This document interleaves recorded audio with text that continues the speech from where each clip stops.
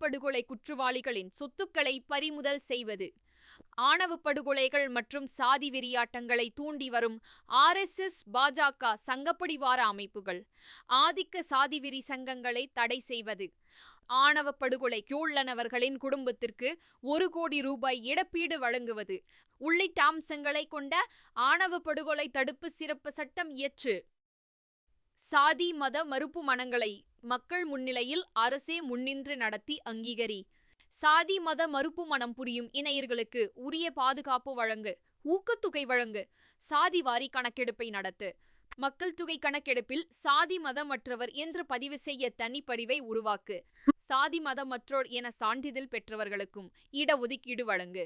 டாஸ்மாகை மூடு. போதைப் பொருட்களை தடை செய். பெண்கள் மீதான பாலியல் வன்கொடுமைகளை தடுக்க நடவடிக்கை எடுக்காத போலீஸ் அதிகாரிகளை தண்டித்திடு. பெண் கல்வி, பெண் சுதந்திரத்தை மறுக்கும், பெண்களை போக பொருளாக்கும் ஆபாச திரைப்படங்கள், இணையதளங்கள், நாடகங்கள், புராண இதிகாசங்கள் உள்ளிட்டவற்றை தடை செய்.